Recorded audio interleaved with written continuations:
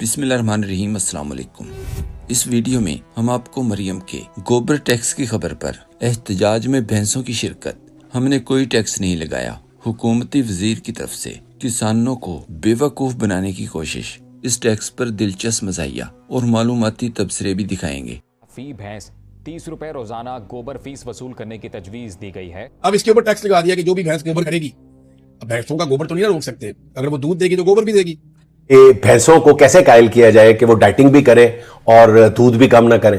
یہ محتاجی کی وہ انتہا ہے جہاں ریاست کے پاس کوئی ٹھوس منصوبہ نہیں بچا، جبکہ مریم کے وزیر کا کہنا ہے کہ اگر مریم چاہتی تو گلف سٹریم G500 سے 4 گنا قیمتی G700 بھی لے سکتی تھی۔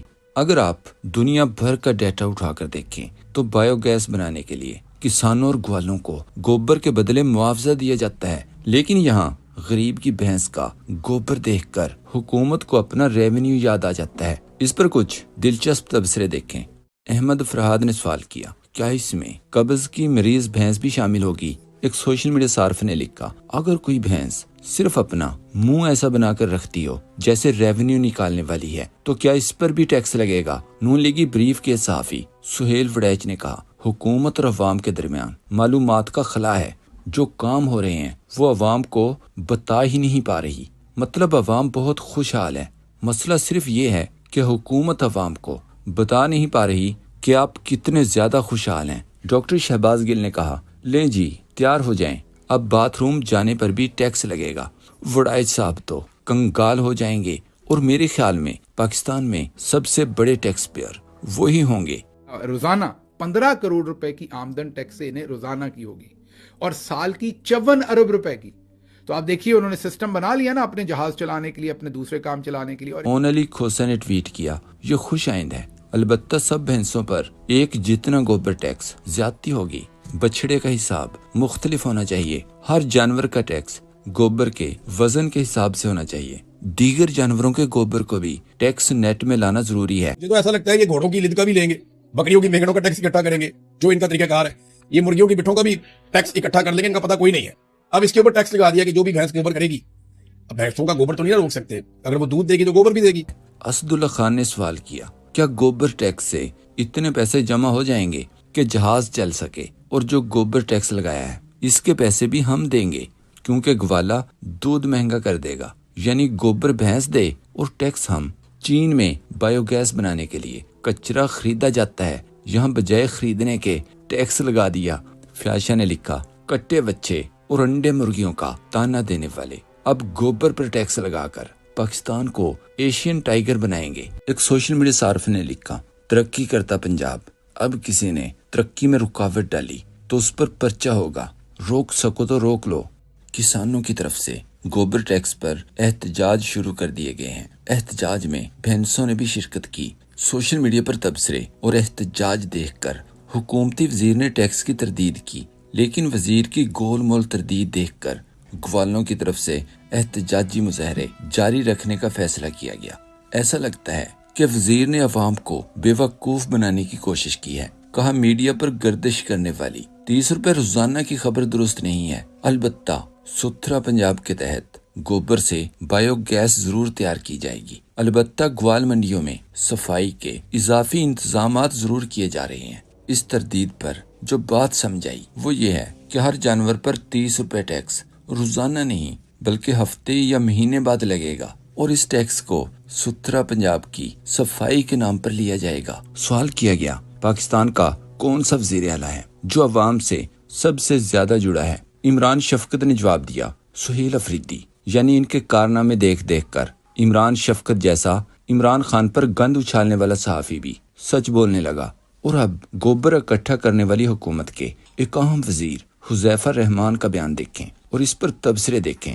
حذیفہ رحمان نے لمبی پھینکنے میں ارشد ندیم کو بھی پیچھے چھوڑ دیا، کہا یہ جہاز پنجاب حکومت کا ہے، اگر مریم چاہتی تو اس سے بھی 4 گنا قیمتی G700 بھی لے سکتی تھی۔ مریم اگر راجن پور گاڑی میں جائیں تو خرچہ 1 کروڑ سے اوپر ہے، جبکہ جہاز سے جائے تو خرچہ 40 سے 45 لاکھ پڑتا ہے۔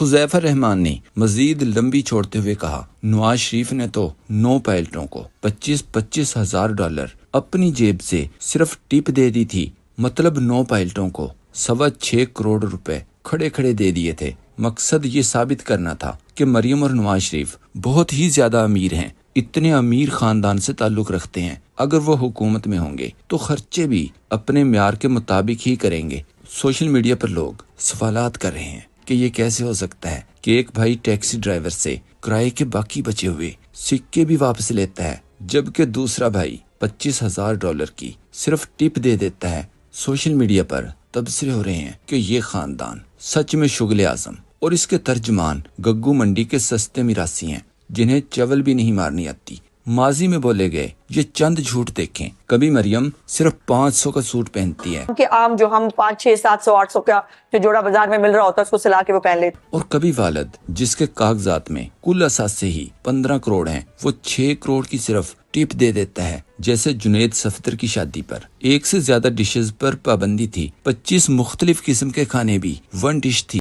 एक मटन का चावल और 7 मटन का सालन और मीठे में भी 2-3 चीजें थी। बेसिकली एक 1 डिश थी जिसमें मटन कोरमा और मटन का पुलाव जो है वो शामिल था, और मैं फिर इसलिए ना सलाद खा के घर आ गई थी। ये बिल्कुल जेहलमी की तरह छोड़ते हैं कि सियासतदानों के बच्चे बाहर बैठे हैं और जेहलमी के बच्चे भी बाहर ही बैठे हैं, सेटल भी उधर ही होंगे।